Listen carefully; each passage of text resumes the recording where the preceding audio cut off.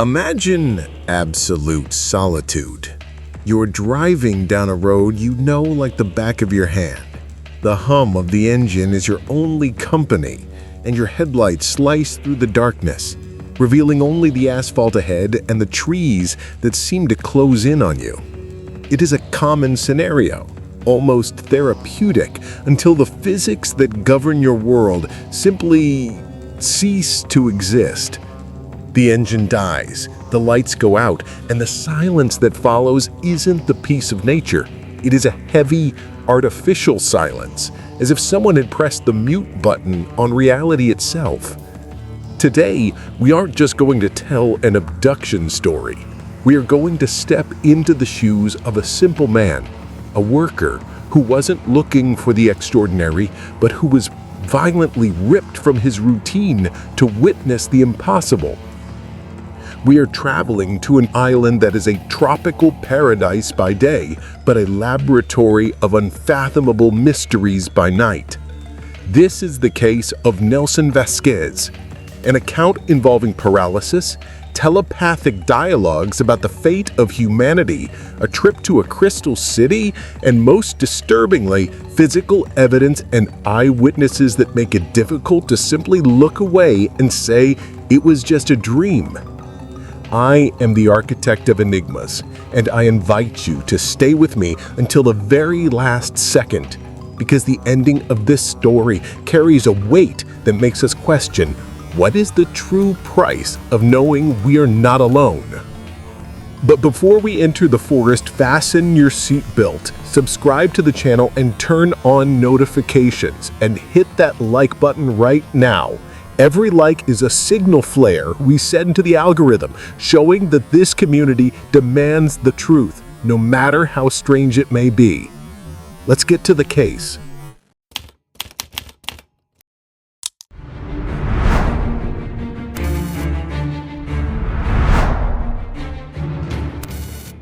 To feel the weight of what happened that night in 1989, we first need to understand where we are stepping. For many of our viewers watching from the mainland United States or Europe, Puerto Rico might evoke images of Caribbean beaches, tourism, and sun.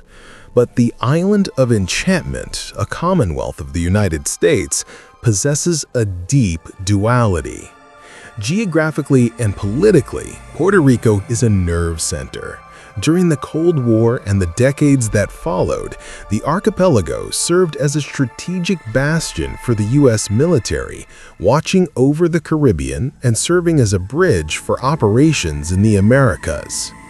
This massive military presence, with air and naval bases, has always generated background noise in the local culture.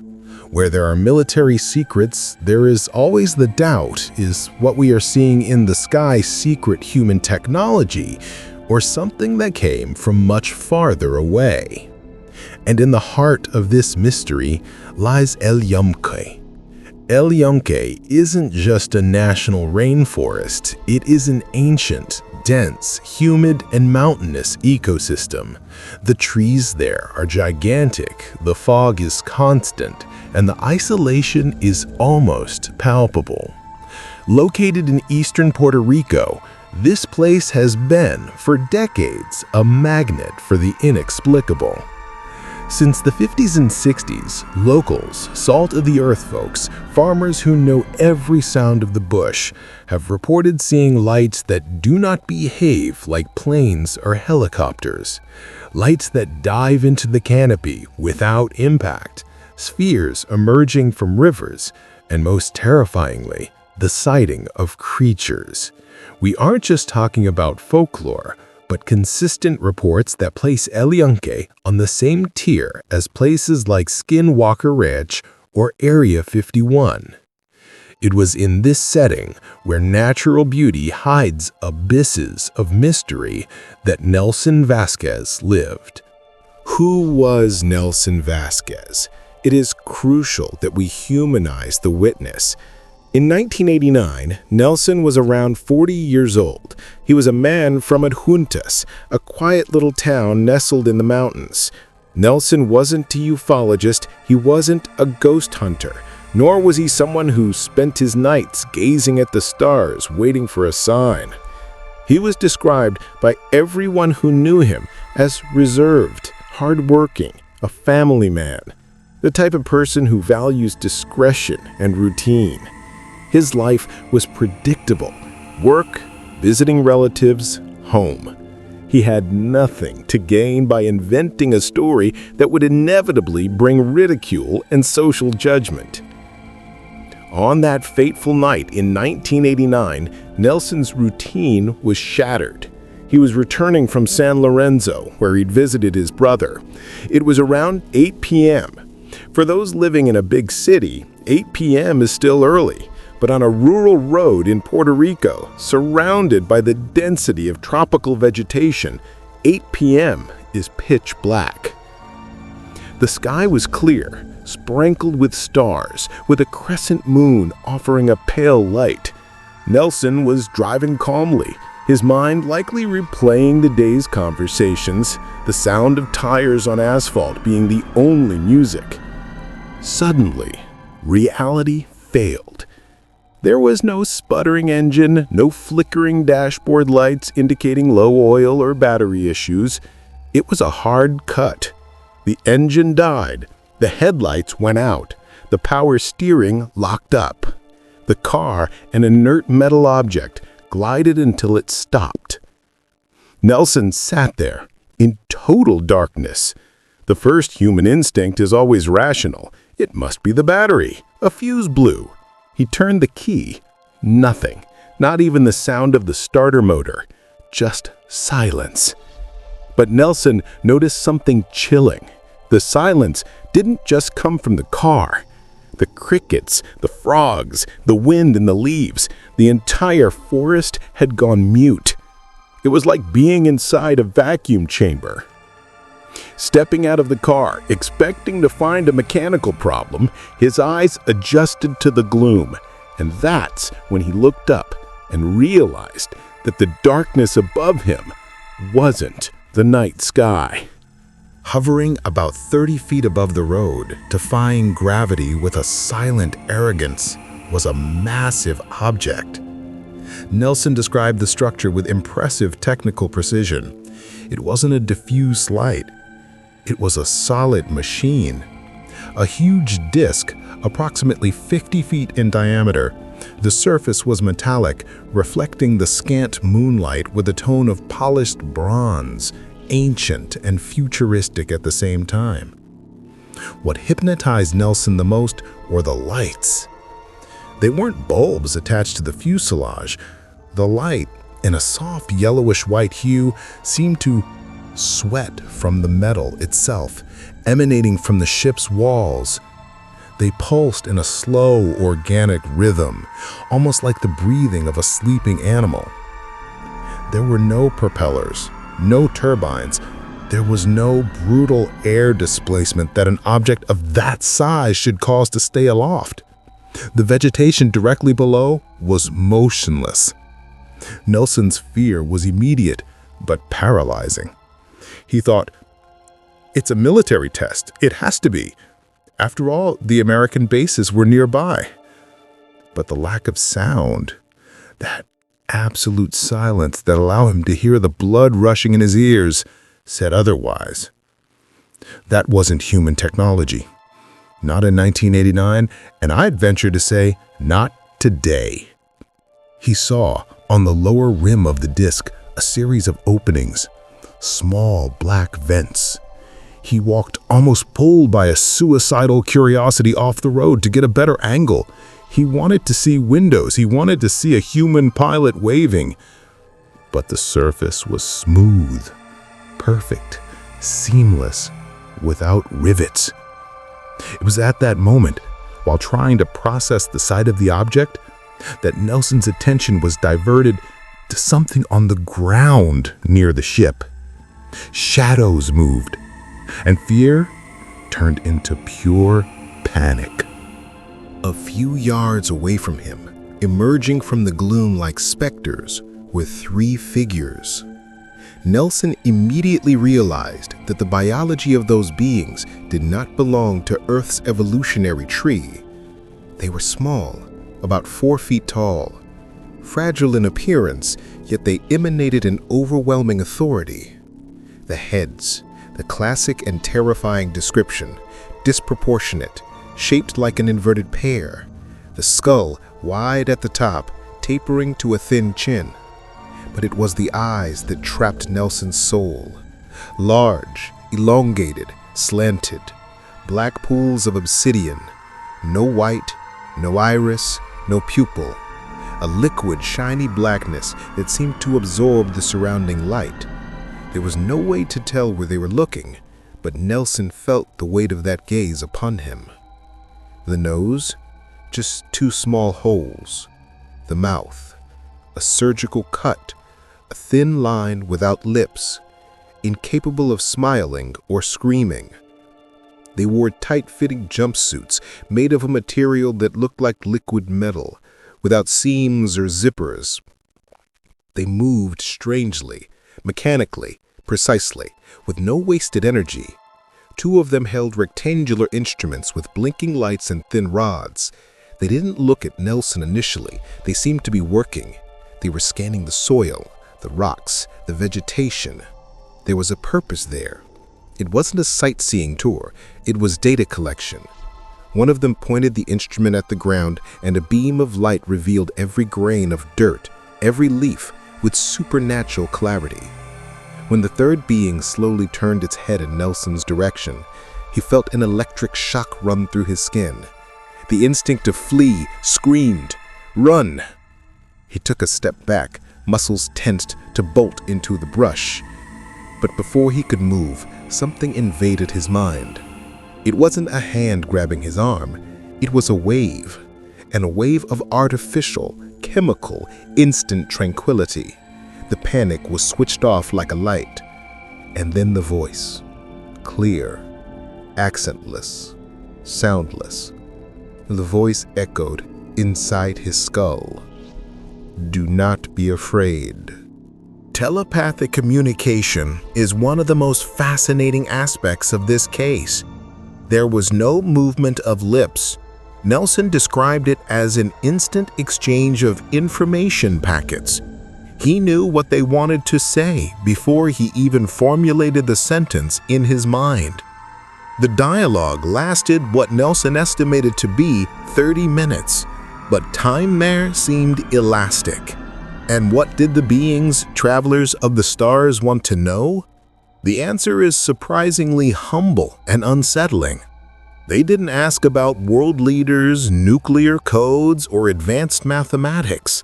They asked about the earth, about simple life. How do you cultivate? How do you live in a community? They wanted to understand the agriculture of adjuntas. Nelson, still stunned, mentally explained about the coffee, the bananas, the cassava. He explained how families planted and harvested together. The beings seemed to absorb this with analytical curiosity. They asked about human conflicts, how people resolved their differences. There was a cosmic irony there. Beings with technology to nullify gravity were fascinated by how a man plants a banana tree. This suggests, perhaps, that what they lost in their technological evolution was the connection to the organic, to the basic, to life itself. Nelson tried to ask, "Who are you? Where do you come from?" The answer was vague. Mental images flooded his head. A distant star system, a world of forced harmony where technology and nature merged, where there were no wars, but there also didn't seem to be any passion. It was a world of efficiency. During this conversation, Nelson felt a constant tingling at the base of his neck, the side effect of this mental invasion. He was a participant, but also a specimen. The interaction didn't stop at the dialogue. Their curiosity demanded more. Nelson was invited, or commanded, to enter the ship. He was taken into a vast interior, illuminated by that same diffused light with no apparent source. Inside, the physical exam began. It wasn't aggressive, like in some abduction reports, but it was invasive in its coldness. They used wands of light to scan his body, focusing on his biology, his reproductive system, his genetics. Nelson felt vulnerable, exposed, but without pain. And then, a cultural detail collided with alien technology. Nelson was wearing a small crucifix hanging from his wristwatch, a symbol of faith, common and sacred to him. When the beings noticed that simple metal object, their reaction was one of intrigue. One of them brought a device closer, similar to a Geiger counter. When the tip of the instrument got close to the crucifix, the device's light went off, becoming intense, frantic. Why? What did they detect? Was it the composition of the metal? Or is it possible that their technology picked up on the psychic energy, the faith, the emotional charge that Nelson placed in that object? The beings seemed confused, exchanging blank glances, but they didn't explain. That small piece of metal was an enigma to them, just as their ship was to Nelson. Before being returned, Nelson received a gift and a warning. They gave him a jumpsuit. "Put this on," the mental order came. "It is for your protection on the journey." The suit molded to his body like a second skin, vibrating softly. The ship moved. Nelson looked through a transparent opening, and what he saw took his breath away. In a matter of minutes, he was looking at a city, but not a human city. Translucent, curved buildings without right angles glowed with their own light in shades of blue and green. Structures floated, defying gravity. Flying vehicles glided in perfect patterns. Hanging gardens adorned the landscape. It was beautiful, but it was sterile. He saw it, but he couldn't touch it. It was a display of power. Look what we can build. And then came the message that echoes in so many close encounters, the ecological warning. Images of burning forests, black rivers of oil, and dead fish were projected into Nelson's mind. They said, without emotion, like someone diagnosing a terminal illness, "You are killing your home. The balance is broken." It wasn't a moralistic sermon. It was a logical observation. If you continue like this, you will cease to exist. They didn't offer the cure. They didn't give the formula for clean energy. They just pointed out the error and sent him back. The return was abrupt. The ship landed. Nelson was left in a field, dazed. The ship departed silently, but as it rose, it left its signature. The vegetation below swirled clockwise, flattened by an invisible vortex.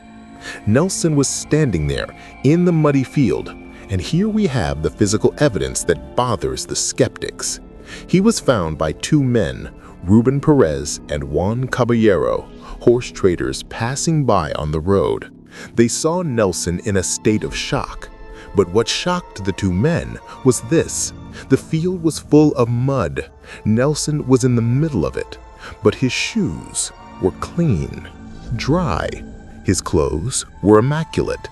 How does someone walk to the middle of a mud pit without getting their shoes dirty unless they were deposited there from above?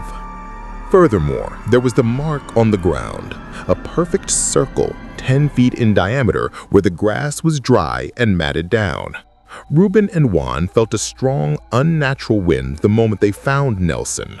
They took him to the police station, but as often happens, the local police ridiculed the report. Crazy talk, they said. But serious investigators didn't ignore it. Ufology legends like Salvatore Fregetto, Timothy Good, and the tireless journalist Bob Pratt went there. They documented the consistency of Nelson's account, the sincerity in his eyes, and the evidence on the ground. Unfortunately, Nelson Vasquez's story does not have a happy ending. The contact took its toll. In the following weeks, the healthy, hard-working man began to wither away. Deep depression, piercing headaches that no medicine could cure. Strange rashes covered his body, and on his wrist, exactly where the crucifix was examined and bombarded by that alien light, a burn appeared that never healed. Nelson passed away a few months later, in late 1989 or early 1990. The official cause was vague, sudden health issues. But for those who study the phenomenon, the question remains, can human biology withstand proximity to that technology and that energy? Or was Nelson exposed to some type of unknown radiation during that exam? The Nelson Vasquez case remains a pillar of Puerto Rican ufology. It reminds us that the universe is vast, indifferent, and dangerously wonderful. He was taken, he saw the future, and he received a warning for humanity. Now, I want to hear from you. If you made it this far, I just have to say thank you so much. Your viewership and interaction are vital for the continuity of this work. You can't imagine how challenging producing content on YouTube is. But now, look around you. You're watching this in the comfort of your home. Maybe coming back from work, or alone in your room in the dead of night, or perhaps with family and friends. How about we bring this community closer together? Where are you connecting from right now? Leave it in the comments. I want to map out where our community of ufology enthusiasts is scattered across the globe. Which country and city? And a reflection for you. If these beings have the technology to travel between stars and heal environments, why do they only warn us about Earth's destruction but don't intervene directly? Are we an experiment that cannot be contaminated? Or are they just waiting for us to fail so they can take our place? Or, for the skeptics, is it all just a hoax or an illusion? If you know any detail of this case that I missed, please enrich our investigation in the comments. Your contribution is the soul of this channel. If this script made you think, made you feel the mystery, leave a like. Check if you are subscribed.